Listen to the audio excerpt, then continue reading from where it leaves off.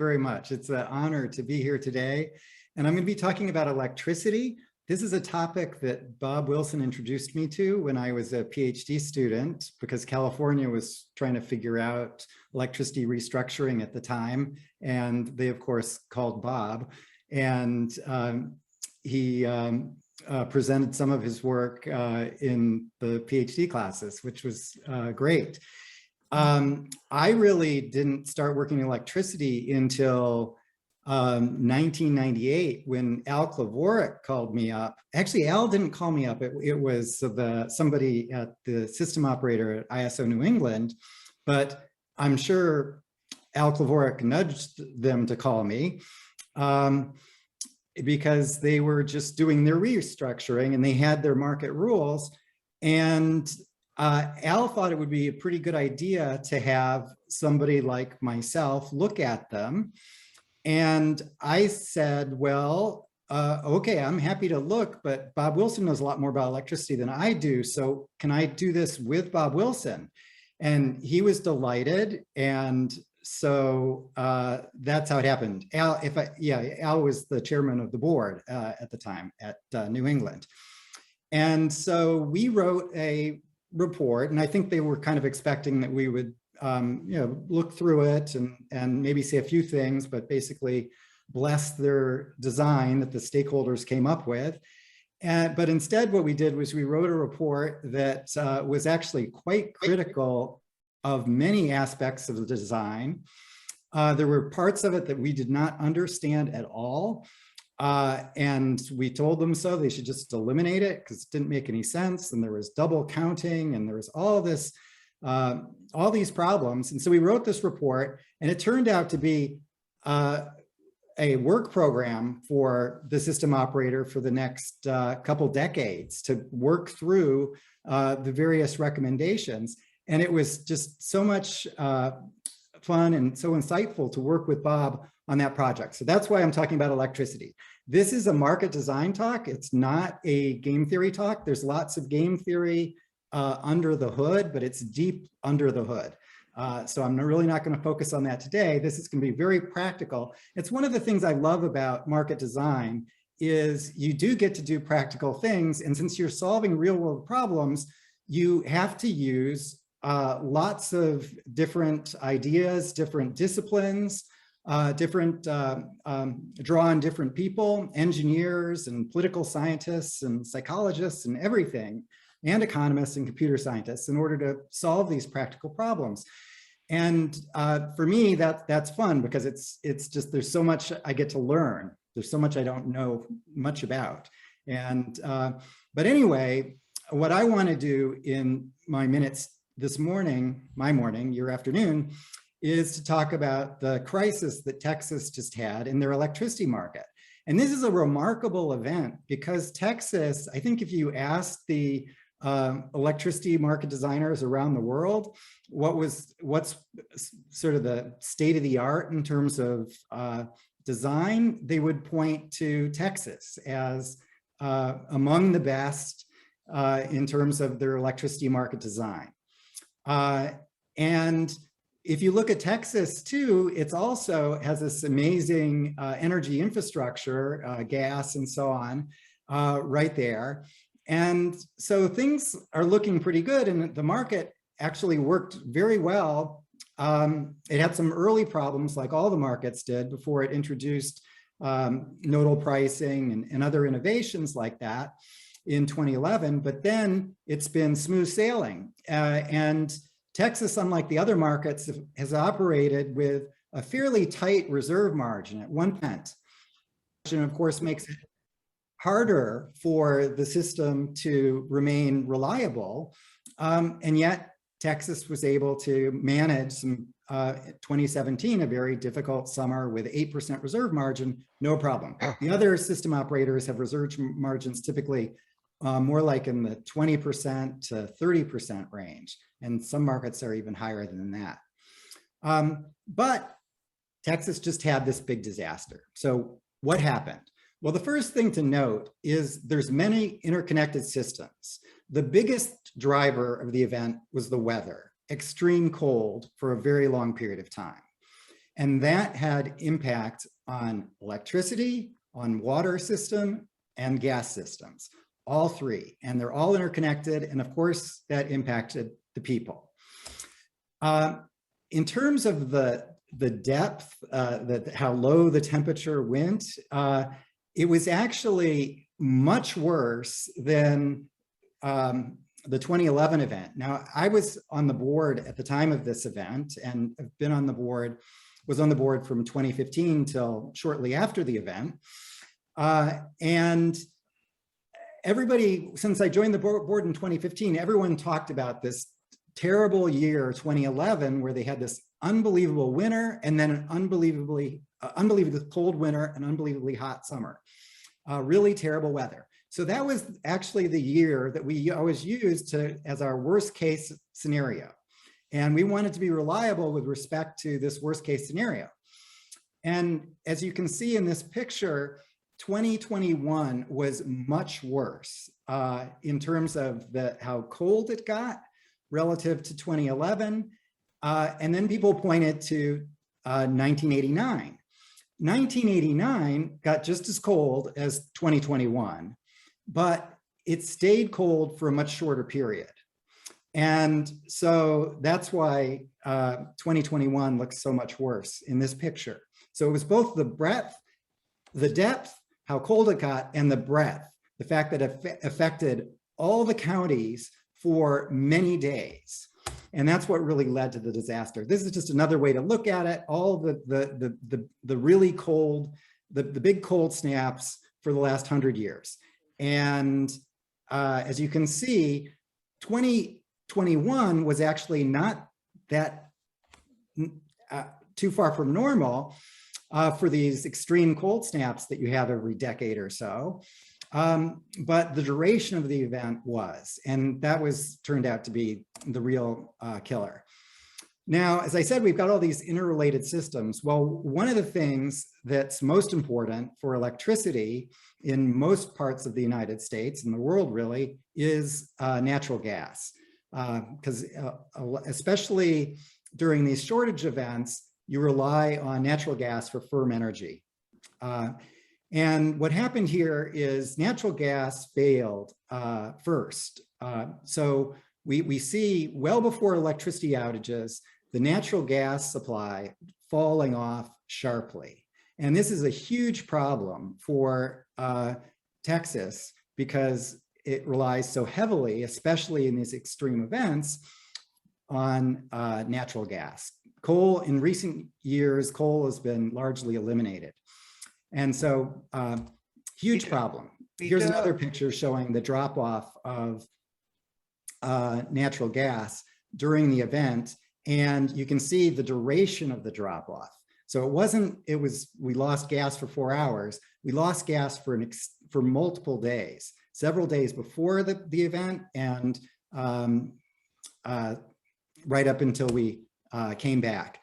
In 1989, when it was last time this cold, the gas prices, they went up a little bit, but not too much. And that was because of the duration of the event. Gas is readily stored. But when an event lasts many days, it's going to have huge impacts on prices. And this you see across the nation, the price is going crazy. So the normal price for gas would be $3. And you can see this is 100 times higher than that in Texas. And even when you look at Los Angeles, it's not cold in Los Angeles. The gas price is 50 times normal. So just a huge impact from gas. Now, the interesting thing is after the 2011 event, it wasn't such an extreme event, but there was outages. And so it was carefully studied by FERC, NERC, the two federal regulators, and by ERCOT. And ERCOT did a study in 2013 that looked at the impact of extreme cold on the supply of gas, because this vulnerability was illustrated in 2011.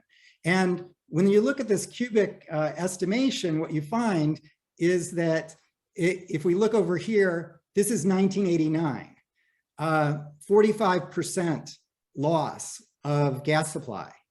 Guess what? 2021, just as cold. What did we have? 45% loss of gas supply, exactly the same. And so it's, this was a predictable event, and we should have had, we basically need to make the gas supply work.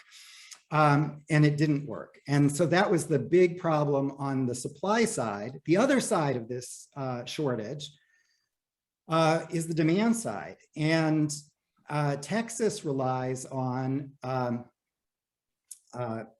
electric heating for most of the homes in Texas. And worse than that, it's when it gets very cold, it becomes resistance heating, which is extremely inefficient and consumes vast amounts of electricity. And so there's a huge spike in demand. And so this sharp drop in supply together with this huge spike in demand led to very high prices. Now the high prices, I'm going to first look at this from a trader's point of view. And so this is from the system operator. This is public information that everybody sees in real time. This is the prices in the nodal market. And this is actually on the 13th. The outages didn't start until the 15th. So this is before we start to have outages. We already have $9,000 prices, which is as high as it is as the price. That's the price cap, the value of lost load. Normally, the price would be $25. Again, from the trader's perspective, looking at this event, sitting here on the 13th, so I'm sitting here right at this point right here, and I've got, I'm observing the real-time prices. This is the historical real-time prices, but I'm looking at the day-ahead prices, which are going into the thousands of dollars. So I know things are tight, but then here's the rolling 7-day forecast for what load's gonna look like. And this is a horror show up here, okay? Because the annual peak, which occurs in Texas in the summertime, when it's super hot in August, is 75 gigawatts. So here, they're forecasting in the wintertime a peak that is higher than the all-time summer peak. So this is just, crazy. There's absolutely no chance we're going to be able to serve load. There's going to be shortage when things look like this. And the question is, how bad is it going to be? And so at this point on Saturday, essentially the governor should be giving press conferences that the situation is very serious. And the system operator should be conveying that to the governor. And, but somehow the communication didn't work out as well as it could have. I'll come to that in a second. But what this picture shows, this is the final picture from a trader's point of view, is this is ex post what actually happened. And you can see Texas is serving massive amounts of load, 70, the winter peak is more like 55 gigawatts. And we're successfully serving 70 gigawatts until at 1 a.m. The thermal plants started to fail, and lots of them in rapid succession, and mostly gas, but also coal and even nuclear failed. So we have all these failures reducing the supply that's available, and we've got this extreme cold, which is causing all that resistance heat to drive up, and there's absolutely no way to balance supply and demand, and this is the shortage. Can we, a clarification question? Sure. Why did nuclear and coal plants fail? Gas, you said there was yeah, coal actually, so gas failed for lots of reasons. There's lots of reasons in any kind of systemic failures like this, but the gas supply was probably the largest one, but then there was also freezing at the plant. The coal is actually liquefied, and that froze. So it's, even though it's sitting on site, to get to burn, it first gets liquefied and then flows in, and that all froze. And then the nuclear, it was some controls, and that should never have happened. The nuclear control should never have frozen, because that certainly should have been fully winterized, but it was insufficient. There's lots of wind and solar, especially wind in Texas. Texas has more wind than anybody else in the United States. And there's hours where we get well over half of our production from wind. And wind and solar actually through the whole event, they actually performed better than expected in a extreme cold event. They overperformed, whereas the thermal resources grossly underperformed. Now let me look at it from a system. This is in the control room. So we're sitting in the control room, and electricity is an interesting product because we have to balance supply and demand in every second, and we have enormous shocks to both supply and demand all the time. Units fail, there's big weather events, whatever, and yet we have to balance in real time.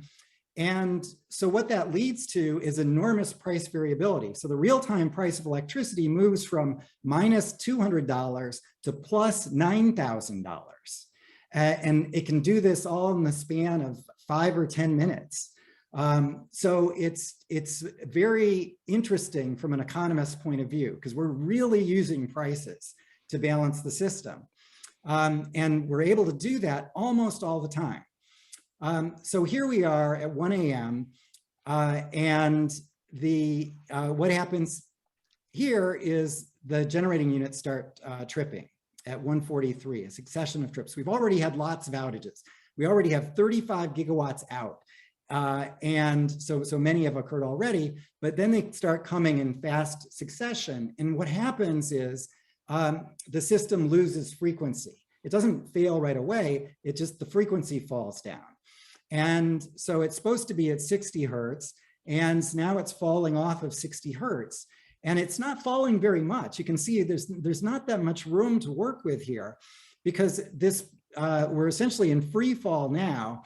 And 59.4 is an important marker, because if you have frequency below 59.4 for any sustained period, the automatic controls are going to drop further units, and you'll have a cascade blackout.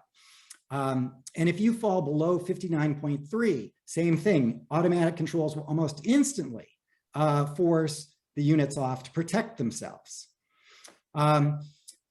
And so anyway, we've got this free fall. So they're ordering load shedding. The 1 gig of load shed here didn't do the job. 3 more gigawatts shed, and then 3.5 more. And finally, this 3 stabilized things. And then the 3.5 more got us back up, approaching 60 hertz. So basically, over 10 gigawatts had to be shed in this short period of time in order to bring us back to 60 hertz, but we were. And that's very good news, because if Texas had a blackout, it would have been incredibly difficult to bring the system back online, because we don't have things like Niagara Falls or the Hoover Dam, large hydro resources that can very easily bootstrap the system up. We'd be doing this with diesel generators, and it's a problem. So that's the good news. But a lot of load was shed, and shed for a long time because of the magnitude. These outages could not be rotated across customers. So many customers, about a few million customers were out for multiple days during this extreme cold. This is just another picture showing the thermal outages and the about 10 gigawatts of underperformance relative to the extreme winter event scenario that was modeled. And this shows actually the circle is the size of the outage, and the color is the performance. And essentially, this is the wind resources during the storm. And this is day 1, day 2, day 3, day 6. And the wind resources are all here, and you can see they're by and large they're overperforming relative to expectations. But what happens here is when we had the outages in these 3 days, the thermal outages where the people live were what causing the problem. And as soon as we got the thermal resources back on, then the lights came on. So the system to date, and this is something every system in the world needs to work on, is focused on reliability, which is sort of everyday events, bad weather, outages that you can statistically model and guard against. And in that sense, the system was reliable, but it was not resilient to systemic failure, which is what we had. And so really you should be thinking about systemic failure and how can you prepare against the systemic failure by preparing beforehand. How can you alleviate the problem during the event? How can you recover after the event as quickly as possible? And then finally, and this is the stage we're in now, how can you learn from the event to make sure that it doesn't happen again? And so that's the process that we're going through. I wanted to mention several things that I think that the system operator could do and the regulator could do in order to make things better. And I start with communications because this is something that has about zero marginal cost and can be done very quickly. And so it's got the best bang for the buck in terms of what to improve. Whereas winterizing all the windmills, that would be extremely expensive. And similarly for the gas lines and so on. Much of that should happen, but the first thing to start with is what can be done most easily, which is communications.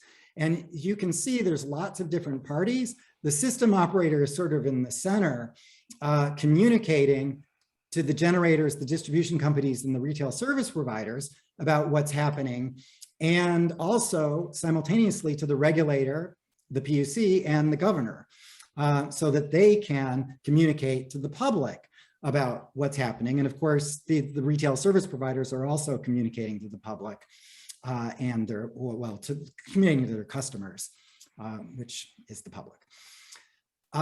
So what I would have liked is messages coming from the governor's office like this, which is basically telling people that we've got this serious problem and turn your thermostats down. If for some reason you have electricity, then turn your thermostats down, get out the ski jacket, put it on, and give other Texans a little bit of electricity too. So this would have been my main message coming from the governor's office, but unfortunately we did not get messages like that. And the governor is the right one to send it, not the system operator, because the governor is he's the one with the TV camera pointing at him. So yeah, that's where I think the leadership for communication to the public should be exercised. Improve critical infrastructures. So you cannot have reliable electricity and resilient electricity without reliable and resilient gas. Natural gas for at least the next 20 years is going to be a backbone to the electricity system resilience. There's moments when the renewables the wind's not blowing, the sun's not shining, and gas is going to be your backstop to get you through those difficult periods. So we have to make this resilient. That's a huge problem. You'd think, well, Texas got lots of gas, let's just make it resilient. It's not that easy, because when we look at who profited and who lost from this event, basically everybody lost a lot, except for the gas supply. So people on the gas supply made tens of billions of dollars, and that's a problem. So they basically have the wrong incentive to be reliable. They benefit collectively from the scarcity. And so this is where regulation is most needed. At the same time, we need improved energy efficiency in order to prevent an explosion of demand during these extreme cold periods. And of course, that energy efficiency helps not just in the wintertime, but it helps against the summer peak as well, which brings enormous value because you have to build fewer generating resources then. Electricity market design really does matter. And as I said, this was a very good design in terms of the electricity market, but the connection with the gas market needs to be worked on.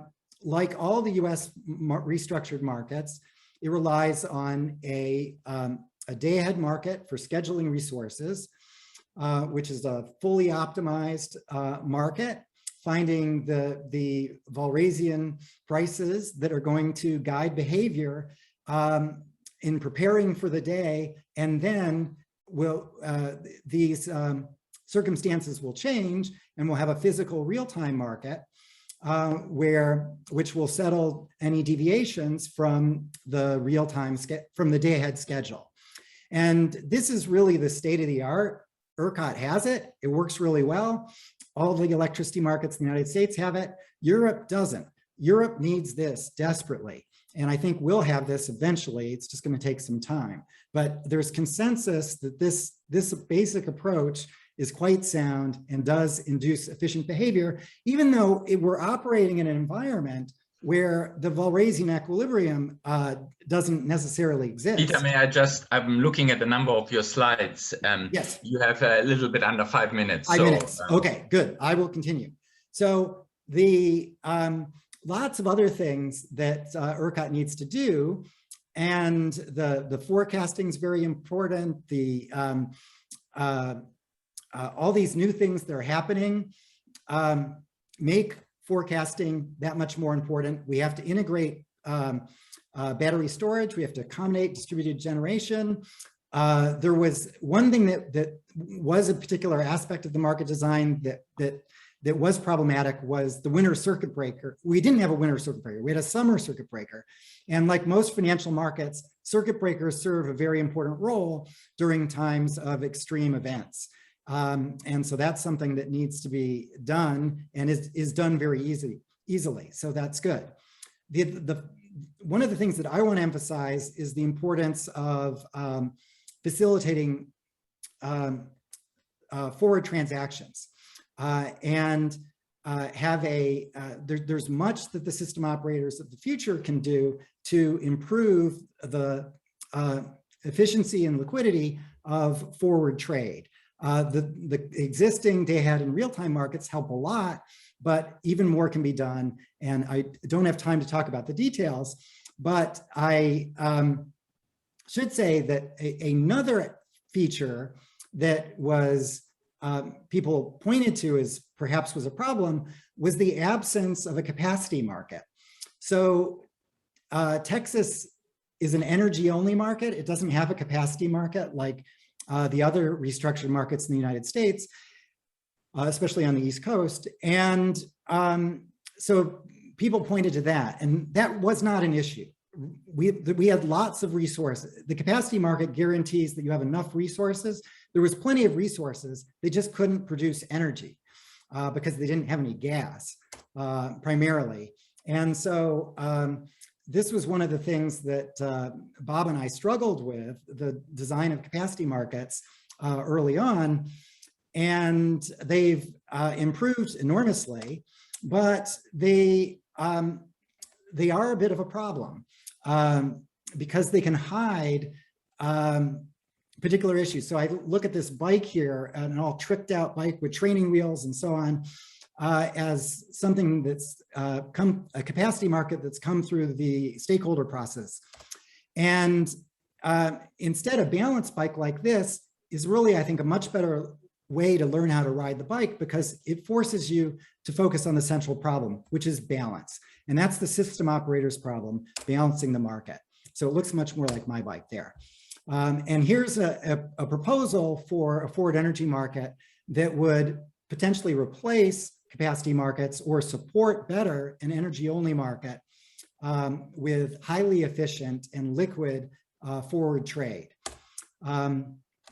Climate policy is a big thing, and we're going through a energy transition over the next several decades, and we need to understand it. So my work with my colleagues, we've been modeling this in PGM, and we're days away from having our a draft of the paper available that includes data and results. And it's interesting in that it's a problem that looks like it would be completely intractable.